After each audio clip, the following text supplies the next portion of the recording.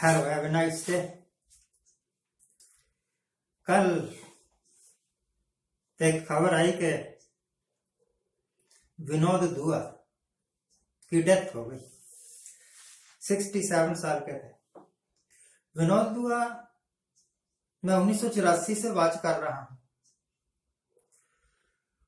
1983 में हमारे घर टीवी आया था। उससे पहले तो कुछ पता नहीं क्या था क्या नहीं। कि विनोद दुआ की अंदाजे बयां, खबरें पढ़ने का तरीका या आमने सामने बैठ के किसी के साथ बात करने का तरीका, इंटरव्यू लेने का तरीका, आज तक जितने भी पत्रकार मैं देख रहा हूं ना, तो बिल्कुल डिफरेंट था। आजकल जो टीवी पर एंकर बैठते हैं ना, और उनके सामने कोई बैठता है इंटरव्यू देने के लिए, तो उनके ऐसा नहीं अंदाजे बयां से लगता कि ये इसका इंटरव्यू ले रहे हैं। ऐसे लगता है कि ये इसको उठा के मुंह में डालने वाले हैं। ऐसे बात करते करते दूसरे के ऊपर ऐसे हावी हो रहे हैं कि तुम वही शब्द बोल जो मैं चाहता हूं कि तू बोले। पत्रकारिता में आजकल के पत्रकार एक कलंक है। ये सिर्फ किसी न किसी पार्टी के, आमतौर पर रूलिंग पार्टी के पिट्ठू भर है। खबरें नहीं पढ़ते, इंटरव्यू नहीं करते, दूसरी पार्टी को प्रमोट करने का यत्न करते हैं, कर रहे हैं, बेशर्मी से कर रहे हैं। विनोद दुआ साहब ऐसे नहीं थे। पर्सनली मैं उनको नहीं जानता, टीवी में ही देखा जितना देखा। एक तरह से वो एक बदकिस्मत इंसान थे। बेटा नहीं था उनका, कोई है नहीं कोई बेटा उनका। बेटियां थी, अलग रहती थी, बाप को पसंद नहीं करती थी।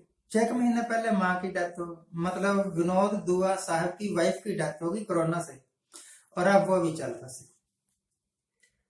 पत्रकारिता का एक जगमगाता सितारा हमेशा के लिए इस जहाने फानी को अलविदा कह गया। हमारी विनोद दुआ के वास्ते यही ट्रिब्यूट है। मैं देख रहा था कि आजकल दौर चला हुआ है पार्टियां बदलने का। अभी 2 दिन पहले पंजाब में 15-20 लोगों ने बीजेपी ज्वाइन की।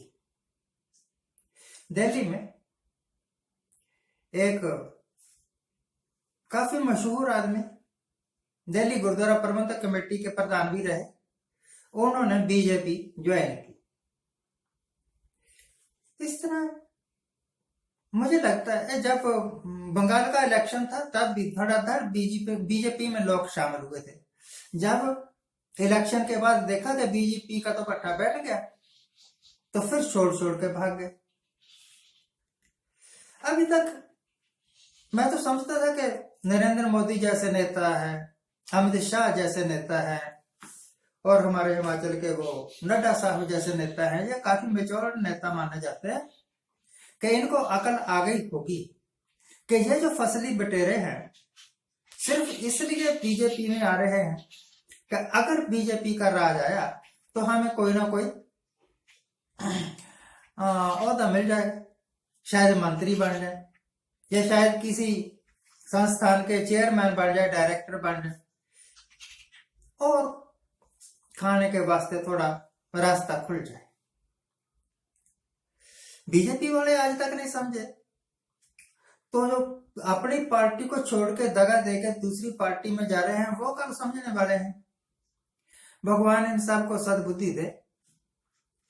जो एक पार्टी को धोखा देके आपकी पार्टी में आ रहे हैं वो आपके वफादार कभी नहीं होंगे, क्योंकि वो उसके भी वफादार नहीं है, नहीं थे कभी भी। जिस पार्टी ने उनको नाम दिया, जिस पार्टी के कारण उनकी पहचान बने, ऐसे ऐसे लीडर हैं कि अगर पर्सनली देखा जाए, उनका व्यक्तिगत करैक्टर देखा जाए, उनकी व्यक्तिगत जान पहचान देखी जाए तो गली का कुत्ता भी नहीं पहचानेगा उनको।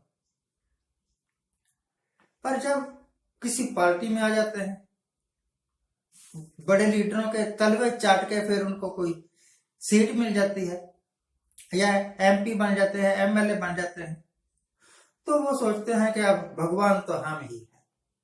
फिर वो किसी की बात नहीं सुनते, जिस तरह आजकल मोदी साहब नहीं सुन रहे किसी की बात। ऐसा नहीं है कि किसानों पर तरस करके इन्होंने 3 कानून वापस ले लिए, नो, बिल्कुल भी नहीं। ये 3 कानून किसानों के वास्ते वापस नहीं लिए, ये तो अपनी इज्जत बचाने के वास्ते वापस लिए हैं ताकि आने वाले इलेक्शनों में जीत जाए ना। तो मुझे लगता है कि ये कदम बीजेपी वालों का ठीक था ना। फार्म बिल लाना एक अच्छा कदम था, और ना जिस तरह से वापस लिए हैं 3 कानून कृषि के, वो भी गलत कदम है। और गलतियां पर गलतियां जो पार्टी करती जाती है, वो आज नहीं तो कल खत्म ही समझो। हाँ, आई विश कि हमारे देश में कोई बहुत अच्छा नेता है जिसको देश की फिक्र हो, जिसके अंदर देशभक्ति भरी हुई हो। गुरु गोविंद सिंह जी महाराज ने अपने 4 साल पूरा परिवार देश के वास्ते कुर्बान कर दिया। उन्होंने कभी कोई इलेक्शन थोड़ा करना, उन्होंने कभी ये जताया थोड़ा, उन्होंने जो कुर्बानियां दी किसी राज के वास्ते थोड़ी थी। परंतु आजकल जो कुछ भी होता है वो सिर्फ राज प्राप्त करने के लिए है। ये सब चोर लोग हैं, ये सब स्वार्थी लोग हैं, देश से इनको कोई मतलब नहीं, ये सिर्फ अपना खजाना भरने के वास्ते आते हैं। आज के लिए इतना है।